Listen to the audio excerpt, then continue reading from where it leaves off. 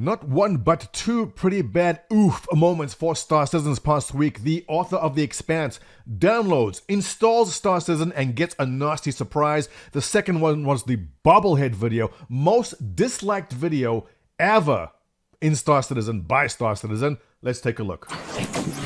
Ladies and gentlemen, welcome back. I am Montoya. Two major oof moments. So first of all, okay, this is the kind of publicity you don't want. And this is James Corey, the author of The Expanse, saying, wow, I installed Star Citizen, instantly turns on my laptop camera without explicit permission, way to volunteer to be uninstalled forever. Nice when people make things easy. Rough, but you know what? He is right, and I had this happen to me too.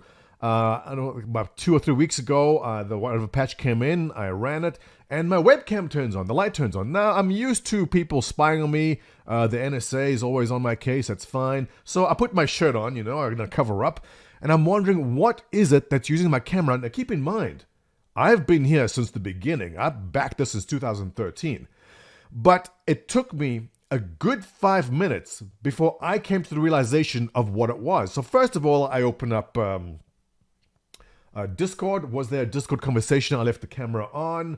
Was it Skype? Was I in a Skype call that I didn't turn off? And I'm checking what is it that could possibly be using my camera. Is OBS on? Was there a Twitch app on? What was it? I can't find it. I go into Task Manager. I'm going through the app, seeing what is running. I cannot find it. Then I realize, oh, it's VoIP in Star Citizen. If you don't know what the VoIP is yet, I'll be playing a clip from Maya, who's doing a beautiful tutorial there about how to use the VoIP. Essentially, your character in the game will track, the camera will track your face and move the character's face in the game, which at first sounded like a weird little novelty, but the more you use it, the more you realize how, not essential, but it's pretty damn cool. Because in other games I'm playing now, any MMO where I'm actually talking to someone and their face is not moving, it seems like, oh, this is an old legacy game. In Star Citizen, when someone is in the game and you're talking to them and their face is moving, capturing their expressions while you're talking, to me now, that just feels more natural as what a modern game should do. Because when I'm talking to you in the game and my face is tracking my expressions and my mouth is moving to match the audio coming out, it just seems normal. Because that's what Star Citizen is doing, is trying to push the envelope of what normal should be in games. But listen, no excuses for this. If it took me a full 5 minutes to figure out what it was accessing my webcam, you can't imagine, well, we can't imagine how someone like James Corey here would react. And this is obviously terrible, terrible press for Star Citizen. And look, they jumped in right away. I mean, this guy does have a checkmark by his name. And when someone with a checkmark like this, especially the author of The Expanse, what a great show. I've been binge watching season 4 of The Expanse. I'm at the episode, well, no spoilers. But yeah, on the planet now, and they protect themselves from the big flood. Very cool show. And in fact, The Expanse is my favorite sci-fi show at the moment. And really, really enjoying it. So this is very, very sad to see the author of my favorite show slamming Star Citizen, but rightfully so. Listen, your webcam should not be turning on the second you install the game. It should be asking for permissions. But Star Citizen jumped in right away. We totally agree. This should be disabled by default and requires enabling in settings. So it was a bug, and that was fixed. I think it's been fixed in the recent patch. So definitely not a good showing for Star Citizen, and massively OP. Quick to jump on it and say, yeah, Expanse author blast Star Citizen for privacy breach. And a lot of people debating, well, was there a breach because the data has not been sent anywhere? It's just sent to VoIP within the game. It's not being shared or used or seen by anyone else. Yeah, listen, it's your webcam. Same if my mic suddenly turned on for no reason and started recording my voice without my express permission. It is a breach, either way you look at it. But hey, they were quick to respond, and the issue has been resolved, but a bit too late, because James Corey now is essentially uninstalling, doesn't want to be involved in an alpha to be their free alpha tester. Completely agree, and yeah, messed up on that. But another mess up. Not the last mess up. A couple of days later, bobblehead madness. Oh, so... And holy cow, it's 2,000 dislikes now. This was close to 1,000 when I first looked at it. So definitely an unpopular video, to no fault of the fine gentleman Corey Bamford, who he did the video. So what happened here? They essentially spent an hour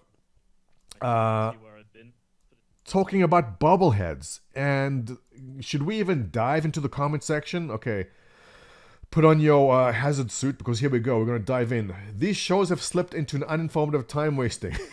No offense for the cast, but these are just disappointing compared to what you used to get. Yeah, it is not good. There is some gold in the comment section, though. Check this out. Oh, here it is. This cannot continue. And great remark here by Jason Thacker. No, it can't.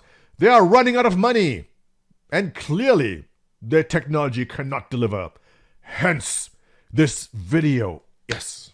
Rhodes Scholar material right there from Jason Thacker. This is a sign that the end has begun again for Star Citizen, because they put out a video which didn't do well. So why did they do this in the first place? Now listen, definitely, okay, Disco Lando here. It's his job to kind of get material out and to keep the community entertained and informed. And I guarantee this is not making excuses. Listen, they're going to mess up. And this was definitely a mess up and a gigantic waste of, what's his name? Corey's time here. And obviously very disappointing for Disco Lando, who made the effort to create the video. But what happened is this. And I suspect Disco Lando is looking at his schedule and saying, we need to make about an hour video. What can we do? Can we talk to this guy about server-side optimizations? No, he's busy. We don't interrupt him. Can we talk to this guy about the Carrack? No, he's actually trying to finish up the Carrack. We can't talk to him. And Disco Lando saying, what can we possibly do to fill up an hour of time? And one of the managers goes, you know what? One of my guys is actually making bobbleheads this week. Bobbleheads. Why? Well, just jumping over to the funding page, and I haven't looked at this in a while. How are we doing here? Nice. Yeah, that massive December, 11.4 million. And January too. Very, very impressive January. In fact, the biggest January on record yet. So if you go to the stretch goals, so here's the thing about the bobbleheads, all right? And I remember this. The 3.5 million stretch goal was cockpit decorations. Turn your stock cockpit into your home with personalized decorations. Amaze your friends with bobbleheads. This was going to happen whether or not Disco Lando is going to make a video or not. Bobbleheads were going to be made. This was a 3.5 stretch goal, $3.5 million stretch goal. It was going to happen. And regardless of what people saying, no, this is not the end of Star Citizen. But definitely not the kind of content that backers want to see. And I don't blame them, the backers, for being pissed about this. Yeah, look, this is not what we want to see. In fact, there was a great video just came out from, let me pull this up, Digital Foundry. Did you guys see this? Let me pull this up. And this is the kind of content which we want to see. Did you guys see this? Okay, Digital Foundry does a great job at talking about video games. They're more technical in the way they talk about things, but if you haven't seen this video, I'll post it for you below.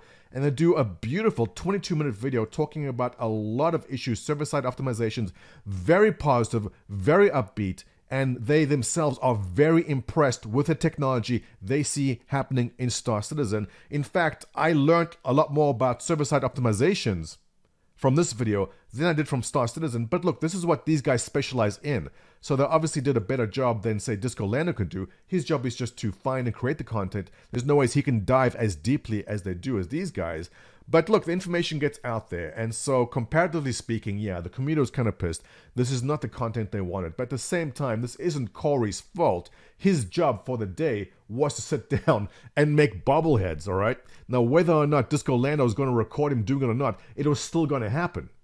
I guess the biggest complaint was the backers were saying, we're paying a monthly subscription. We want to see better content. Well, your voices have been heard.